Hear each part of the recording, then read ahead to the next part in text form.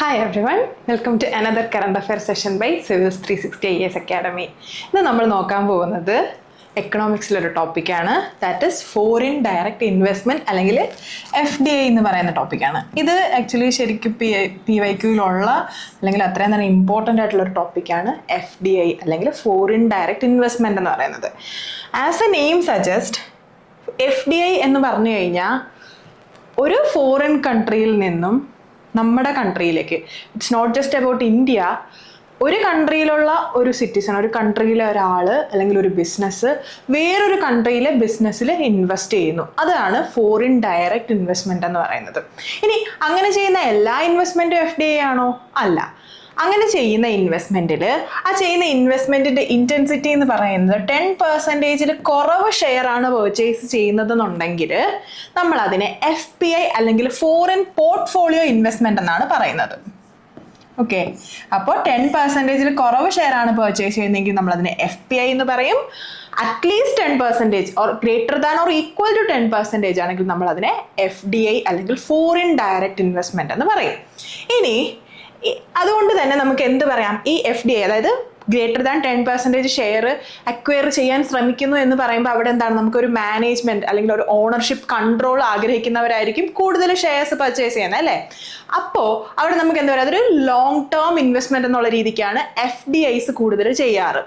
While FPIs are like ഒരു short term investment, like ഒരു short ടേമിലത്തേക്കുള്ളൊരു trading opportunity, അങ്ങനെയുള്ളൊരു രീതിയിലാണ് FPI കൂടുതലായിട്ടും ചെയ്യുന്നത്. അപ്പോൾ FDI എന്താണ്, അതൊരു ലോങ് ടേം പ്ലാൻ ആണ്. വൈൽ ജസ്റ്റ് ട്രേഡിംഗ് അല്ലെങ്കിൽ സെക്യൂരിറ്റി ട്രേഡിംഗ് എന്ന് ഉദ്ദേശിക്കുന്നത് FPI ആണ്. FPI ഷെയർ അക്വയർ ചെയ്യുന്ന ഷെയർ കുറവായിരിക്കും, അതുപോലെ തന്നെ അതൊരു ഷോർട്ട് ടേം ഇൻവെസ്റ്റ്മെന്റ് പോലെ ആയിരിക്കും. അതാണ് FPIയും FDIയും തമ്മിലുള്ള ഡിഫറൻസ് എന്ന് പറയുന്നത്. ഇനി പറയുവാണെങ്കിൽ നമ്മുടെ ഈ FDIയുടെ ഇൻവെസ്റ്റ്മെന്റിനെ കൺട്രോൾ ചെയ്യുന്ന ലെജിസ്ലേഷനാണ് ഫോറിൻ എക്സ്ചേഞ്ച് മാനേജ്മെന്റ് ആക്ട് അല്ലെങ്കിൽ FEMA എന്ന് പറയും. നമ്മൾ FEMA എന്ന് പറയുന്ന ആക്ട് വഴിയാണ് FDI ഗവേൺ ചെയ്യുന്നത്. ആൻഡ് അത് റെഗുലേറ്റ് ചെയ്യുന്ന ബോഡി ആരായിരിക്കും? ഒബ്വിയസ്ലി ക്യാപിറ്റൽ ഇൻഫ്ലോ ആണ് അത് റെഗുലേറ്റ് ചെയ്യുന്നത്. ആരായിരിക്കും? RBI ആണ്. RBI ആണ് ഇവിടുത്തെ അഡ്മിനിസ്ട്രേറ്റീവ് ബോഡി. റെഗുലേറ്റ് ചെയ്യുന്ന ആക്ട് FEMA ആക്ട് ആണ്, ഫോറിൻ എക്സ്ചേഞ്ച് മാനേജ്മെന്റ് ആക്ട്. ഇനി ഏതൊക്കെ ടൈപ്പിൽ FDI അല്ലെങ്കിൽ ഫോറിൻ ഡയറക്റ്റ് ഇൻവെസ്റ്റ്മെന്റ് ഇന്ത്യയിൽ പോസിബിൾ ആണെന്നുള്ളതാണ്. അതിൽ ഫസ്റ്റ് എന്ന് പറയുന്നത് ഓട്ടോമാറ്റിക് റൂട്ടാണ്. ഓട്ടോമാറ്റിക് റൂട്ട് എന്താണെന്ന് ചോദിച്ചു കഴിഞ്ഞാൽ, you come, you invest, you need not get the permission. വരുന്നു, ഇൻവെസ്റ്റ് ചെയ്യുന്നു, എന്നിട്ട് അതിനകത്ത് പ്രോഫിറ്റ് എടുക്കുന്നു. അതാണ് ഓട്ടോമാറ്റിക് റൂട്ട്. അതായത് നമുക്കിവിടെ ഗവൺമെന്റിന്റെ പെർമിഷന്റെ ആവശ്യമില്ല. You can directly invest, you can automatically invest. ആ പേര് പറയുന്ന പോലെ തന്നെ automatically, you can automatically invest. അങ്ങനെ ചെയ്യാൻ പറ്റുന്ന സെക്ടേഴ്സ് ഏതൊക്കെയാണെന്ന് ചോദിച്ചു കഴിഞ്ഞാൽ, നൗ കറന്റ്ലി മാനുഫാക്ചറിങ് സെക്ടറിൽ ഡയറക്ട്ലി ഫോറിൻ എൻറ്റിറ്റീസിന് ഇൻവെസ്റ്റ് ചെയ്യാം, അഗ്രികൾച്ചറൽ സെക്ടറിൽ ഇൻവെസ്റ്റ് ചെയ്യാം, മൈനിങ് സെക്ടറിൽ ഇൻവെസ്റ്റ് ചെയ്യാം, ഇൻഷുറൻസിൽ ഇൻവെസ്റ്റ് ചെയ്യാം, കൊമേഴ്സിൽ ഇൻവെസ്റ്റ് ചെയ്യാം, സിവിൽ ഏവിയേഷനിൽ ഇൻവെസ്റ്റ് ചെയ്യാം. ഇപ്പൊ നമുക്ക് കുറെ സെക്ടേഴ്സ് തന്നിട്ട് ഇതിൽ ഏതൊക്കെ ഓട്ടോമാറ്റിക് റൂട്ട് പോസിബിൾ ആണെന്ന് ചോദിച്ചു കഴിഞ്ഞാൽ ചിലപ്പോൾ നമുക്ക് മാനുഫാക്ചറിങ്ങോ കൊമേഴ്സ്, സിവിൽ ഏവിയേഷൻ, അഗ്രികൾച്ചർ ഒക്കെ ചിലപ്പോൾ നമുക്ക് ഓക്കെ ഇത് പറ്റുമെന്ന് തോന്നാം. പക്ഷേ മൈനിങ്ങിലും ഇൻഷുറൻസിലും 100% ഓട്ടോമാറ്റിക് റൂട്ടാണ്. ഓക്കെ, അത് ചിലപ്പോൾ നമുക്കൊരു കൺഫ്യൂഷൻ വരും. ഓക്കെ, മൈനിങ്ങിൽ 100% സമ്മതിക്കുമോ അല്ലെങ്കിൽ ഇൻഷുറൻസിൽ 100% സമ്മതിക്കുമോ എന്നൊരു കൺഫ്യൂഷൻ വരും. പക്ഷെ പറ്റും. 100% ഓട്ടോമാറ്റിക് റൂട്ട് ഇതിലൊക്കെ പെർമിസിബിൾ ആണ്. ഇനി അടുത്ത റൂട്ടാണ്. അപ്പം ഓട്ടോമാറ്റിക് ആയിട്ട് അപ്രൂവൽ ഇല്ലാതെ ഒരു റൂട്ട് പോസിബിൾ ആണെങ്കിൽ ഒബ്വിയസ്ലി അവിടെ ഒരു അപ്രൂവൽ വേണ്ട ഒരു റൂട്ട് കാണും. അതിനെയാണ് നമ്മൾ ഗവൺമെന്റ് റൂട്ട് എന്ന് പറയുന്നത്. അതായത് എനിക്കൊരു സെക്ടറിൽ, ഞാൻ ഒരു ഫോറിൻ സിറ്റിസൺ ആണ്, ഞാൻ ഇവിടെ വന്നിട്ട് എനിക്ക് ഇവിടുത്തെ ഒരു അസറ്റിൽ ഇൻവെസ്റ്റ് ചെയ്യണം. അങ്ങനെയാണെന്നുണ്ടെങ്കിൽ ആ asset defence, broadcasting, satellite, atomic energy അല്ലെങ്കിൽ പ്രൈവറ്റ് സെക്ടർ ബാങ്ക് ഇതിൻ്റെയൊക്കെ കീഴിൽ വരുന്നതാണെന്നുണ്ടെങ്കിൽ ഒരു സർട്ടൻ പെർസെൻറ്റേജിന് മുകളിൽ ഇൻവെസ്റ്റ് ചെയ്യണമെങ്കിൽ ഞാൻ അപ്രൂവൽ എടുക്കണം. അതായത് പറയുന്നത് എന്താണെന്ന് വെച്ച് കഴിഞ്ഞാൽ, ഇപ്പൊ ഗവൺമെന്റ് റൂട്ട് വഴി ഇൻവെസ്റ്റ് ചെയ്യുന്ന സെക്ടേഴ്സ് എന്ന് പറയുമ്പോൾ അതിലും ഒരു സർട്ടൻ പെർസെൻറ്റേജ് ഇൻവെസ്റ്റ് ചെയ്യാൻ നമ്മൾ അപ്രൂവൽ എടുക്കണം എന്നില്ല. അതായത് ഇപ്പൊ എടുക്കുവാണെങ്കിൽ ഡിഫൻസ് സെക്ടറിൽ 74% വരെ ഇൻവെസ്റ്റ് ചെയ്യുന്നത് ഓട്ടോമാറ്റിക് റൂട്ട് വഴിയാണ്. അതിൽ കൂടുതൽ ഇൻവെസ്റ്റ് ചെയ്യുന്ന സമയത്താണ് ഗവൺമെന്റിന്റെ അപ്രൂവൽ വേണ്ടത്. ഇപ്പൊ പ്രൈവറ്റ് സെക്ടർ ബാങ്ക്സ് എടുക്കുവാണെങ്കിൽ 49% വരെ ഒരു ഫോറിൻ എൻറ്റിറ്റിക്ക് ഇൻവെസ്റ്റ് ചെയ്യാം. 49-ൽ കൂടുതൽ എടുക്കുമ്പോൾ you need to get the approval of government. അതാണ് ഗവൺമെന്റ് റൂട്ട് എന്ന് പറയുന്നത്. ഇനി അടുത്തതെന്ന് വെച്ച് കഴിഞ്ഞാൽ ചില സെക്ടേഴ്സിൽ FDI is completely prohibited, അതായത് FDI നടത്താനേ പാടില്ല, അങ്ങനത്തെ കുറച്ച് സെക്ടേഴ്സ് ഉണ്ട്. അത് ഒന്ന് lottery, then chit funds, gambling, real estate, അങ്ങനത്തെ സെക്ടേഴ്സ് ആണ്. ഇങ്ങനത്തെ സെക്ടേഴ്സ് എന്താണ്, നമ്മളെന്താണ് ഇതൊരു പ്രൊഡക്റ്റീവ് ആയിട്ടുള്ള സെക്ടേഴ്സ് ആയിട്ട് കണക്കാക്കാത്ത, അതായത് ഒരു ക്യാപിറ്റൽ ഇൻഫ്ലോ കൊണ്ട് അവിടെ ഒരു ഗുണമില്ല എന്ന് നമ്മൾ വിചാരിക്കുന്ന കുറച്ച് സെക്ടേഴ്സ് ആണ് ഇതൊക്കെ. അതുകൊണ്ട് തന്നെ നമ്മൾ ക്യാപിറ്റൽ ബാക്കിയുള്ള സെക്ടേഴ്സിലേക്ക് ഡൈവേർട്ട് ചെയ്യാനാണ് നോക്കുന്നത്. അപ്പോൾ lottery, chit funds, gambling, real estate പോലുള്ള സെക്ടേഴ്സിൽ FDI കംപ്ലീറ്റ്ലി പ്രൊഹിബിറ്റഡ് ആണ്. നമുക്ക് ഒരു ഫോറിൻ എൻറ്റിറ്റിക്ക് അതിനകത്ത് ഇൻവെസ്റ്റ് ചെയ്യാനേ പറ്റില്ല. ഓക്കെ, അടുത്തതാണ് എന്തുകൊണ്ടാണ് നമ്മളിപ്പോൾ FDI ഡിസ്കസ് ചെയ്യുന്നതെന്നുള്ളതിൻ്റെ റീസൺ. FDIയുടെ എന്താണ് പെർസെൻറ്റേജസ്, അല്ലെങ്കിൽ എങ്ങനെയാണ് FDI വരുന്നത്, എത്രത്തോളം FDI ഉണ്ട് എന്നുള്ള കുറച്ച് ഡേറ്റ നോക്കാം. കറന്റ്ലി ഇന്ത്യയിൽ 14% FDI ഇൻക്രീസ് ഉണ്ട്. ആൻഡ് എവിടെ നിന്നൊക്കെയാണ് നമുക്ക് FDI വരുന്നത്? ഏറ്റവും കൂടുതൽ FDI നമ്മുടെ ഇന്ത്യയിലേക്ക് ഫോറിൻ ഡയറക്റ്റ് ഇൻവെസ്റ്റ്മെന്റ് വരുന്നത് സിംഗപ്പൂരിൽ നിന്നാണ്. അത് കഴിഞ്ഞാൽ മൗറീഷ്യസ്, ദെൻ USA. ഈ ഒരു ടോപ്പ് 3 ഇൻവെസ്റ്റേഴ്സ് ഒന്ന് നോക്കി വെച്ചിരിക്കുന്നത് നല്ലതായിരിക്കും. നമ്മുടെ ഇപ്പോഴത്തെ ക്വസ്റ്റ്യൻ പാറ്റേൺ അനുസരിച്ച് വേണമെങ്കിൽ ചോദിക്കാം, ഇതിനകത്ത് ആരൊക്കെയാണ് നമ്മുടെ ടോപ്പ് ഇൻവെസ്റ്റേഴ്സ് എന്നുള്ളത്. ആരൊക്കെയാണ്? Singapore, Mauritius, US. അത് കഴിഞ്ഞ് എവിടെയൊക്കെയാണ് ഇൻവെസ്റ്റ്മെന്റ് പോകുന്നതെന്ന് ചോദിച്ചു കഴിഞ്ഞാൽ ഏറ്റവും കൂടുതൽ ഇൻവെസ്റ്റ്മെന്റ് ഒബ്വിയസ്ലി നമ്മുടെ സർവീസ് സെക്ടറിലായിരിക്കും. നമ്മുടെ ഇന്ത്യയുടെ ഗ്രോത്ത് എടുത്തു കഴിഞ്ഞാൽ ഒരു സർവീസ് ഓറിയന്റഡ് എക്കണോമിയാണ് അല്ലേ. അപ്പോൾ ഏറ്റവും കൂടുതൽ ഇൻവെസ്റ്റ്മെന്റ് നടക്കുന്നതും എവിടെ തന്നെയാണ്? സർവീസ് സെക്ടറിൽ തന്നെയാണ്. വരുന്നതിന്റെ ഏകദേശം 1/5 വരുന്നതും ഈ സർവീസ് സെക്ടറിലത്തേക്കാണ് ഇൻവെസ്റ്റ്മെന്റ്. അത് കഴിഞ്ഞാൽ ഇൻവെസ്റ്റ്മെന്റ് നടക്കുന്നത് കമ്പ്യൂട്ടർ ഹാർഡ്വെയറിലും ട്രേഡിങ്ങിലും ആണ്. Okay, Singapore, Mauritius, then USA ആണ് ടോപ്പ് ഇൻവെസ്റ്റേഴ്സ് എന്ന് പറയുന്നത്. അത് പോകുന്ന സെക്ടേഴ്സ് ഏതൊക്കെയാണ്? Service sector, then computer hardware, then trading. ഈ 3 സെക്ടറിലേക്കാണ് പോകുന്നത്. ഇനി നമ്മൾ കുറച്ചും കൂടെ ഇന്ത്യയിൽ തന്നെ സ്പെസിഫിക് ആയിട്ട് നോക്കുവാണെങ്കിൽ ഏറ്റവും കൂടുതൽ ഇൻവെസ്റ്റ്മെന്റ് നടക്കുന്ന സ്റ്റേറ്റ്സ് എന്ന് പറയുന്നത് മഹാരാഷ്ട്രയും കർണാടകയാണ്. ഇങ്ങനെ ആലോചിച്ചാൽ മതി. ഓക്കെ, ബോംബെ എന്ന് പറയുമ്പോൾ ഒരു ഹബ്, എക്കണോമിക് ഹബ് എന്ന് നമുക്ക് പറയാം. സെയിം തന്നെയാണ് ബാംഗ്ലൂർ പോലത്തെ ഏരിയാസും. അപ്പോൾ മഹാരാഷ്ട്ര, കർണാടക തുടങ്ങിയ സ്റ്റേറ്റ്സിലാണ് ഏറ്റവും കൂടുതൽ ഇൻവെസ്റ്റ്മെന്റ് എത്തുന്നത്. സിമിലർലി ന്യൂഡൽഹിയിലും അത്യാവശ്യം നല്ല രീതിയിൽ ഇൻവെസ്റ്റ്മെന്റ് നടക്കുന്നുണ്ട്. അപ്പോൾ നമ്മൾ എന്താണ് പറഞ്ഞത്? FDIയുടെ ഒരു ഇൻക്രീസ് ആണ് ഉണ്ടാവുന്നത് ഇന്ത്യയിൽ.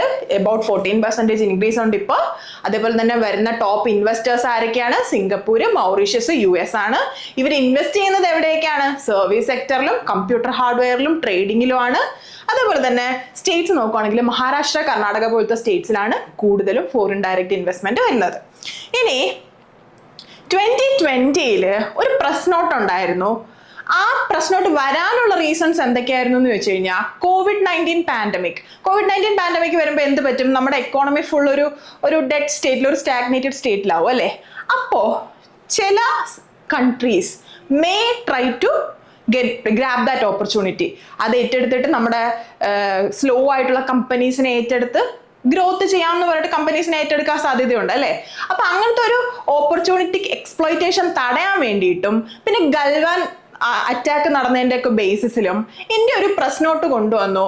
നമ്മുടെ ലാൻഡ് ബോർഡറിങ് കൺട്രീസിന് ഇന്ത്യയിൽ ഇൻവെസ്റ്റ് ചെയ്യണമെങ്കിൽ they must get government approval. നമ്മുടെ ബോർഡേഴ്സിൽ നമ്മുടെ നൈബേഴ്സ് ഇന്ത്യയിൽ ഇൻവെസ്റ്റ് ചെയ്യണം എന്നുണ്ടെങ്കിൽ, ഇത് 2020 വന്ന കാര്യമാണ്. 2020 വന്ന പ്രസ് നോട്ടാണ്. എന്താണ്, നൈബേഴ്സ് ഇൻവെസ്റ്റ് ചെയ്യണം എന്നുണ്ടെങ്കിൽ they must get government approval. And ഇതിനൊരു ചേഞ്ച് വന്നു. അതുകൊണ്ടാണ് ഇപ്പോൾ ഈ FDI ന്യൂസിൽ വരാൻ കാരണം. അപ്പോൾ ആ ചേഞ്ച് എന്താണെന്ന് വെച്ച് കഴിഞ്ഞാൽ, ഇപ്പം നമ്മൾ പറയുന്നത് എന്താണെന്ന് വെച്ച് കഴിഞ്ഞാൽ, ഒരു 10% വരെയാണ് ഈ നൈബേഴ്സ് ഇൻവെസ്റ്റ് ചെയ്യുന്നതെന്നുണ്ടെങ്കിൽ നമ്മൾ ആ മസ്റ്റ് എന്നുള്ള ക്രൈറ്റീരിയ മാറ്റുന്നു. ദേ ക്യാൻ ഇൻവെസ്റ്റ്, നമ്മുടെ ലാൻഡ് ബോർഡേഴ്സിലുള്ള നൈബേഴ്സിന് ഇൻവെസ്റ്റ് ചെയ്യാം. അപ് ടു 10% അവർക്ക് ഇൻവെസ്റ്റ് ചെയ്യാം. ഇനി ഇങ്ങനെ ഇൻവെസ്റ്റ് ചെയ്യുമ്പോൾ എന്ത് ശ്രദ്ധിക്കണം എന്ന് വെച്ച് കഴിഞ്ഞാൽ, മെജോറിറ്റി ഓഫ് ഓണർഷിപ്പ് ആർക്കായിരിക്കണം? ഇന്ത്യൻസിന് തന്നെ ആയിരിക്കണം, അല്ലെങ്കിൽ ഇന്ത്യൻ ഓൺ ചെയ്യുന്ന ഒരു കമ്പനിക്ക് തന്നെ ആയിരിക്കണം ആ ഒരു അസറ്റിന്റെ മെജോറിറ്റി ഓണർഷിപ്പ്. മെജോറിറ്റി കീപ്പ് ചെയ്യണം. അതേപോലെ തന്നെ അടുത്തത് എന്താണെന്ന് വെച്ച് കഴിഞ്ഞാൽ, ഇങ്ങനെ ഒരു പ്രപ്പോസൽ വരുന്നു, ഒരു FDI പ്രപ്പോസൽ വന്നു കഴിഞ്ഞാൽ അത് 60 ഡേയ്സിനുള്ളിൽ ക്ലിയർ ചെയ്തിരിക്കണം. ഒരു പക്ക ഒരു ടൈം ലിമിറ്റ് പറയുവാണ് 60 ഡേയ്സിന്റെ ഉള്ളിൽ ഇങ്ങനെ വരുന്ന ഒരു FDI പ്രപ്പോസൽ ക്ലിയർ ചെയ്തിരിക്കണം. അടുത്തത് പറയുന്നത് എന്താന്ന് വെച്ച് കഴിഞ്ഞാൽ ഇനി ഏത് സെക്ടറിലാണോ ഇൻവെസ്റ്റ് ചെയ്യുന്നത്, ആരാണോ ഇൻവെസ്റ്റ് ചെയ്യുന്നത്, ഓട്ടോമാറ്റിക് റൂട്ടിൽ വഴിയാണ്, അതായത് ഈ 10% വരെയാണെങ്കിൽ അവർക്ക് ഓട്ടോമാറ്റിക്കലി ഇൻവെസ്റ്റ് ചെയ്യാം. അപ്പോൾ ഓട്ടോമാറ്റിക് റൂട്ട് വഴിയാണ് ഇൻവെസ്റ്റ് ചെയ്യുന്നതെങ്കിൽ you must report to DIPIT, ഈ department for promotion of industries and internal trade, അതിൽ എന്തായാലും റിപ്പോർട്ട് ചെയ്തിരിക്കണം. അപ്പൊ എന്തൊക്കെയാണ്? 10% വരെയാണ് ഇൻവെസ്റ്റ് ചെയ്യുന്നതെന്നുണ്ടെങ്കിൽ ലാൻഡ് ബോർഡറിംഗ് കൺട്രീസിന് ഓട്ടോമാറ്റിക് റൂട്ട് വഴി തന്നെ ഇൻവെസ്റ്റ് ചെയ്യാം. ആ 2020 കൊണ്ടുവന്ന പ്രസ് നോട്ട് എടുത്ത് മാറ്റുവാണ്. ഇൻവെസ്റ്റ് ചെയ്യാനേ പാടില്ല എന്ന് പറഞ്ഞെടുത്ത് നമ്മൾ എന്ത് ചെയ്യുന്നു? ഓക്കെ, 10% വരെയാണെങ്കിൽ നിങ്ങൾ ഇൻവെസ്റ്റ് ചെയ്തോളൂ. എങ്ങനെയാണ്? ഓട്ടോമാറ്റിക് റൂട്ടിൽ തന്നെ ഇൻവെസ്റ്റ് ചെയ്തോളൂ. പക്ഷെ നിങ്ങൾ DIPIT എന്തായാലും ഓട്ടോമാറ്റിക് റൂട്ട് വഴി ചെയ്യുന്നത് റിപ്പോർട്ട് ചെയ്തിരിക്കണം. അതേപോലെ തന്നെ മെജോറിറ്റി ഓണർഷിപ്പ് ഇന്ത്യൻസിനായിരിക്കണം. അങ്ങനെ ഒരു പ്രപ്പോസൽ വന്നാൽ അത് 60 ഡേയ്സിനുള്ളിൽ ക്ലിയർ ചെയ്തിരിക്കണം. ഇനി ഈ ഒരു ഈസിംഗ് കൊണ്ട്, ഈ ഒരു പോളിസി ചേഞ്ച് കൊണ്ട് ടാർഗറ്റ് ചെയ്യുന്ന സെക്ടേഴ്സ് ഏതൊക്കെയാണെന്ന് ചോദിച്ചു കഴിഞ്ഞാൽ capital goods, electronic capital goods, electronic components, polysilicon, solar cell. അപ്പൊ നോക്കിയേ, മൊത്തത്തിലൊരു നമ്മുടെ ഇലക്ട്രോണിക് സെക്ടറിനെ റിവൈവ് ചെയ്യാൻ വേണ്ടിയിട്ടുള്ള ഒരു പ്ലാൻ ആണെന്ന് വേണമെങ്കിൽ പറയാം അല്ലേ. ഇലക്ട്രോണിക് സെക്ടറിലുള്ള ക്യാപിറ്റൽ ഗുഡ്സിനെ റിവൈവ് ചെയ്യാൻ വേണ്ടിയിട്ടാണ് ഈ പ്ലാൻ എന്ന് വേണമെങ്കിൽ നമുക്ക് പറയാം. ആ ഒരു സെക്ടറൽ അപ്രോച്ച് നോക്കി കഴിഞ്ഞു കഴിഞ്ഞാൽ ഈസ് ചെയ്യുന്നതൊക്കെ ഇലക്ട്രോണിക് റിലേറ്റഡ് സെക്ടേഴ്സിലാണ്. പക്ഷേ ഇത്രയും ഈസിങ് കൊടുക്കുന്ന സമയത്തും സെമി കണ്ടക്ടർ പോലെയുള്ള സ്ട്രാറ്റജിക് സെക്ടേഴ്സിൽ ആ 2020 കൊണ്ടുവന്ന ഒരു റെസ്ട്രിക്ഷൻ നിലനിൽക്കുന്നുണ്ട്. അതായത് സെമി കണ്ടക്ടർ നമ്മൾ അറിയാം ഇപ്പൊ കൂടുതൽ ഇമ്പോർട്ടൻസ് ഉള്ള ഒരു സെക്ടറാണ് അല്ലെ. അപ്പൊ സെമി കണ്ടക്ടറിലൊക്കെ വേറൊരു ഫോറിൻ എൻറ്റിറ്റി വന്നിട്ട് ഓണർഷിപ്പ് എടുക്കുക എന്ന് പറഞ്ഞു കഴിഞ്ഞാൽ നമുക്കതൊരു ക്ഷീണമായിരിക്കും, നമുക്കതൊരു എക്കണോമിക്കലി നമ്മളെ ഇമ്പാക്ട് ചെയ്യുന്ന ഒരു കാര്യമായിരിക്കും. അതുകൊണ്ട് സെമി കണ്ടക്ടേഴ്സ് പോലെയുള്ള സ്ട്രാറ്റജിക് സെക്ടേഴ്സിൽ ഈ ഈസിങ് അലൗഡ് അല്ല. അവിടെ ഇപ്പോഴും ആ റെസ്ട്രിക്ഷൻസ് ഉണ്ട്. ഇനി എന്തുകൊണ്ടാണ് ഇപ്പോൾ 2020 ഒരു റെസ്ട്രിക്ഷൻ കൊണ്ടുവന്നിട്ട് അത് ചേഞ്ച് ചെയ്യുന്നത് എന്തുകൊണ്ടാണെന്ന് വെച്ച് കഴിഞ്ഞാൽ നമ്മുടെ എക്കണോമിക് സർവേ 2023-2024 എക്കണോമിക് സർവേ പറയുന്നത് നോൺ സ്ട്രാറ്റജിക് ആയിട്ടുള്ള സെക്ടേഴ്സിൽ ചൈനീസ് ഇൻവെസ്റ്റ്മെന്റ് കൊണ്ടുവന്നു കഴിഞ്ഞാൽ നമ്മുടെ ഒരു മെയിൻ വിഷൻ നമുക്ക് ഫുൾഫിൽ ചെയ്യാൻ പറ്റും. അതായത് ആത്മനിർഭർ ഭാരത്, അതായത് നമുക്ക് നമ്മുടെ ഇന്റേണൽ ആയിട്ടുള്ള പ്രൊഡക്ഷൻസ് ഒക്കെ കൂട്ടാൻ പറ്റും. അതും എവിടെയാണ്? നോൺ സ്ട്രാറ്റജിക് സെക്ടേഴ്സിലാണ്. നോൺ സ്ട്രാറ്റജിക് സെക്ടേഴ്സിൽ ചൈനീസ് ഇൻവെസ്റ്റ്മെന്റ് നമ്മളെ ഭയങ്കരമായിട്ട് ഹെൽപ്പ് ചെയ്യുന്നതാണ് ഈ ഒരു എക്കണോമിക് സർവേ പറഞ്ഞത്. അതിന്റെ ഒരു ബാക്ക്ഡ്രോപ്പിലാണ് ഇപ്പൊ ഈ ചേഞ്ചസ് ഒക്കെ കൊണ്ടുവരാൻ കാരണം. പിന്നെ നമുക്ക് വേണമെങ്കിൽ ഇതൊരു ഡിപ്ലോമാറ്റിക് മൂവ് ആയിട്ട് കാണാം. ഇന്ത്യ ചൈന റിലേഷൻഷിപ്പ് ബൂസ്റ്റ് ചെയ്യാനുള്ള ഒരു ഡിപ്ലോമാറ്റിക് മൂവ് ആയിട്ടും ഇതിനെ കാണാൻ പറ്റും. പിന്നെ അടുത്തൊരു സീൻ എന്താണെന്ന് വെച്ച് കഴിഞ്ഞാൽ നമ്മുടെ ഗൾഫിലുള്ള ആ ഒരു ടർബുലൻസ് കാരണം അവിടുത്തെ ആ ഒരു ഏരിയ ആയിട്ടുള്ള സപ്ലൈസ് ഒക്കെ കുറവായിരിക്കും അല്ലേ. ഗൾഫിൽ നിന്നുള്ള ഓയിൽ ഇമ്പോർട്ട്സും ഗ്യാസ് ഇമ്പോർട്ട്സും ഒക്കെ കുറവായിരിക്കും. അപ്പോൾ ഒരു supply chain, global supply chain disruption ഉണ്ടാവാൻ ഭയങ്കര സാധ്യതയുണ്ട് ഈ ഒരു വെസ്റ്റ് ഏഷ്യ ഇങ്ങനെ ഒരു വാർ സിറ്റുവേഷനിലൊക്കെ നിൽക്കുന്നതുകൊണ്ട്. അപ്പോൾ ഇങ്ങനത്തെ ഒക്കെ റീസൺസ് കാരണമാണ് നമ്മളിപ്പോൾ നമ്മുടെ FDI റൂൾസിൽ ഒരു ഈസ് കൊണ്ടുവന്നത്. I hope the topic is clear for you. Thank you.